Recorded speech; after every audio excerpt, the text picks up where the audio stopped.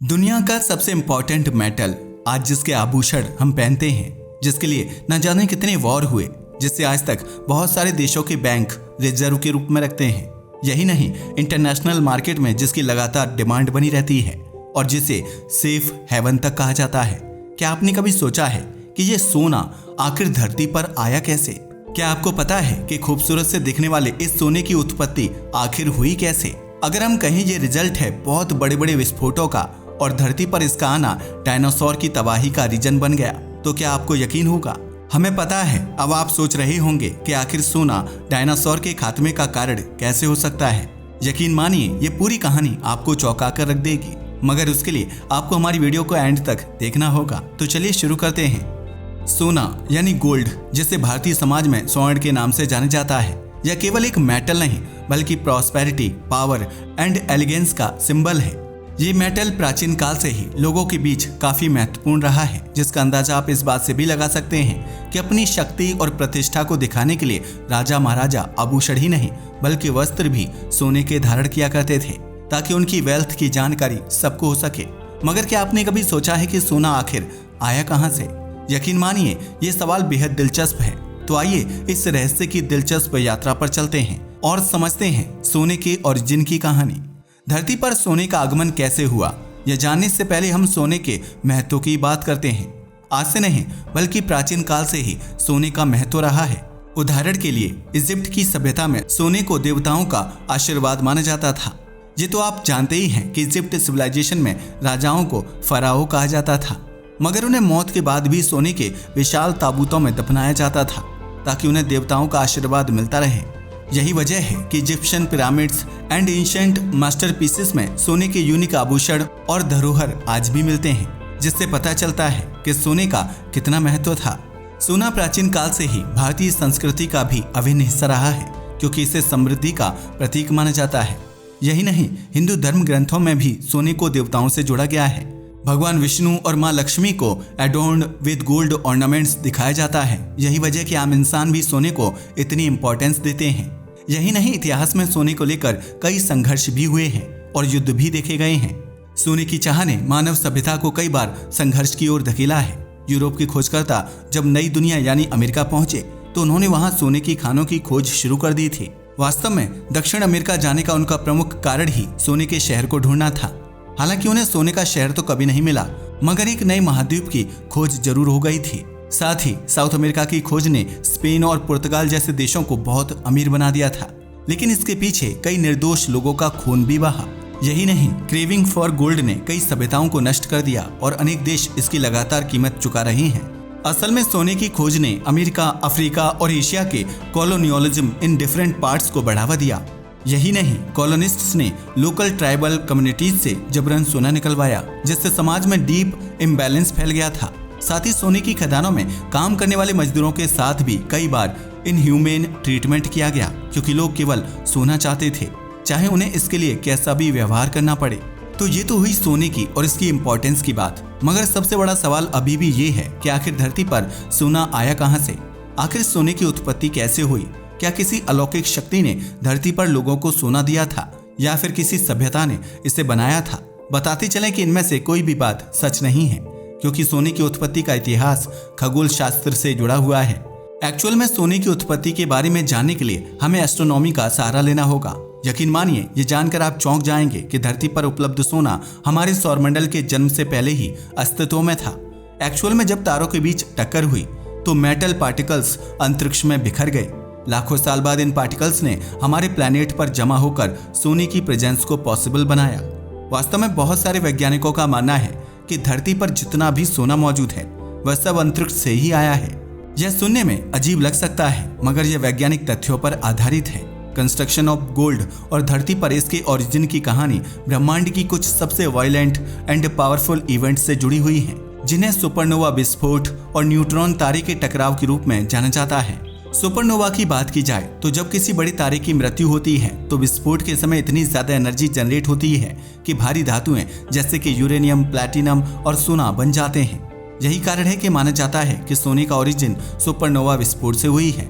लेकिन केवल सुपरनोवा विस्फोट ही धरती पर सोने के ओरिजिन का कारण नहीं है। इसके अलावा एक और खगोलीय घटना जिसे न्यूट्रॉन तारा का टकराव कहा जाता है वो भी इम्पोर्टेंट है। एक्चुअल में अगर न्यूट्रॉन तारे की बात की जाए तो ये सुपरनोवा के बाद तारे के बचे हुए रिमेन्स होते हैं। जब ये रिमेन्स आपस में टकराते हैं तो इससे सोने जैसी हैवी मेटल्स पैदा हो जाती हैं। साइंटिस्ट्स का मानना है कि न्यूट्रॉन तारे के टकरावों ने ब्रह्मांड में बड़ी मात्रा में सोने का निर्माण किया।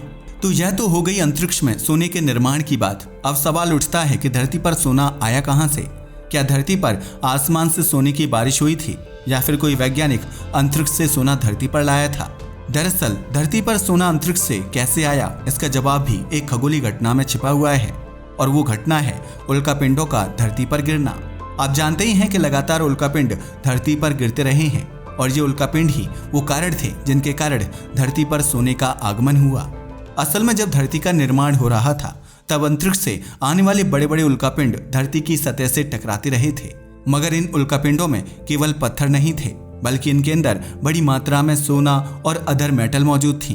उल्कापिंडों के लगातार धरती पर गिरने के कारण ये मेटल धरती की सतह में जमा होती चली गईं और इस तरह से धरती पर सोने का आगमन हुआ। बाद में ये धातुएं धरती के नीचे कैसे गईं और कैसे अब ये खोजी जाती हैं, यह समझने के लिए हमें धरती के निर्माण के समय की घटनाओं को समझना होगा। लगभग 4.6 अरब साल पहले जब धरती का निर्माण हो रहा था तब यह आज की तरह ठोस नहीं थी बल्कि पिघली हुई थी, जिसकी वजह से भारी धातुएं जैसे लोहा और सोना धरती के केंद्र में जाकर जमा हो गईं। वैज्ञानिकों का कहना है कि उस समय सारा सोना धरती के केंद्र में चला गया था, जिसकी वजह से आज हमारे पास सोना नहीं बचने वाला था। मगर जब धरती ठंडी हो रही थी तब फिर से मीटियोरॉइड्स के कारण सोना और अदर मेटल धरती की बाहरी सतह पर जमा होती गईं। यही वजह है कि आज हम सोने को खदानों और अन्य स्थानों पर पाते हैं। तो देखा आपने कैसे हमारी धरती पर सोने का आगमन हुआ। हमें पता है कि अब आपके मन में एक और सवाल आ रहा होगा कि इंसान ने सोने की खोज कैसे की और कैसे उसे पता चला कि यह एक कॉमन मेटल नहीं बल्कि बहुत इंपॉर्टेंट है।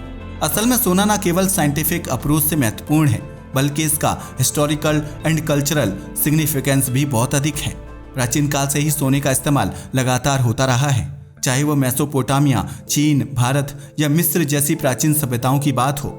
इन सभी सभ्यताओं में सोने को हाईली वैल्यूड माना जाता था, जिसका अंदाजा आप इस बात से भी लगा सकते हो कि सोने को देवताओं का उपहार कहा जाता था।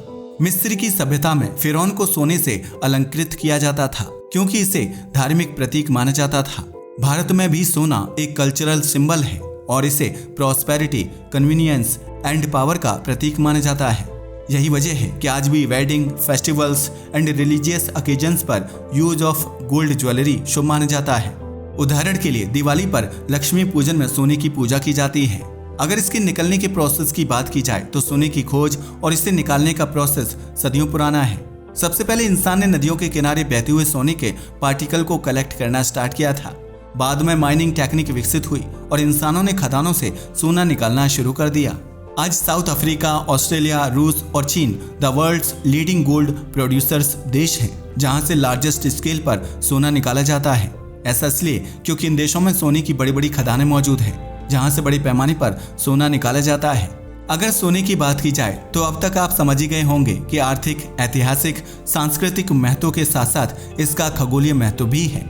हालांकि अब तक हमने सोने की खगोलीय और ऐतिहासिक जानकारी के बारे में आपको बताया, लेकिन क्या आपको पता है कि सोने की कुछ साइंटिफिक एंड केमिकल प्रॉपर्टीज भी हैं। एक्चुअल में सोना बहुत ही स्टेबल धातु है और इसे केमिकल रिएक्शन में बहुत कम नुकसान होता है। यही वजह है कि सोने के आभूषण हजारों साल तक भी चमकते रहते हैं। अगर सोने के केमिकल सिंबल की बात की जाए तो ये Au है, जो लैटिन शब्द ऑरम से लिया गया है, जिसका मतलब होता है चमकता हुआ सुबह का सूरज। अगर बात की जाए सोने की मॉलिक्यूलर नंबर की तो ये 79 है और यह प्रकृति में एक रेयर मेटल के रूप में पाया जाता है, जिसकी वजह से इसकी कीमत भी बहुत ज्यादा है। असल में सोने की कीमत समय के साथ बढ़ती रहती है और इसे एक सेफ इन्वेस्टमेंट के रूप में देखा जाता है। तभी तो इकोनॉमिक इनस्टेबिलिटी के समय लोग सोने में इन्वेस्ट करना पसंद करते हैं, क्योंकि इसका प्राइस स्टेबल रहता है। यही कारण है कि दुनिया के कई देशों के सेंट्रल बैंक अपनी करेंसी को स्टेबल बनाए रखने के लिए गोल्ड रिजर्व्स रखते हैं। सोने की कीमत की बात की जाए तो इंटरनेशनल मार्केट में political events, economic policies, demand and supply पर डिपेंड करती हैं। भारत में भी रिजर्व बैंक द्वारा सोना रखा जाता है ताकि देश को इकोनॉमिक स्लोडाउन से बचाया जा सके। हमें पता है, अब तक आप समझ ही गए होंगे कि सोना केवल एक धातु नहीं बल्कि इसके पीछे एक अद्भुत खगोलीय और वैज्ञानिक इतिहास छिपा हुआ है। न्यूट्रॉन स्टार से टकराकर सुपरनोवा विस्फोट से शुरू हुई यह यात्रा धरती पर मीटेओरॉइड्स के माध्यम से सोने के आगमन तक पहुंची है। वास्तव में एंशिएंट सभ्यता में इसका महत्व भी बेहद खास है और आज भी सोना समाज, संस्कृति, अर्थव्यवस्था का एक इम्पॉर्टेंट पार्ट बना हुआ है। हमें उम्मीद है कि आपको हमारी ये वीडियो पसंद आई होगी। अगर आपको हमारी वीडियो पसंद आई हो तो इसे लाइक और हमारे चैनल को सब्सक्राइब करना ना भूलें। धन्यवाद।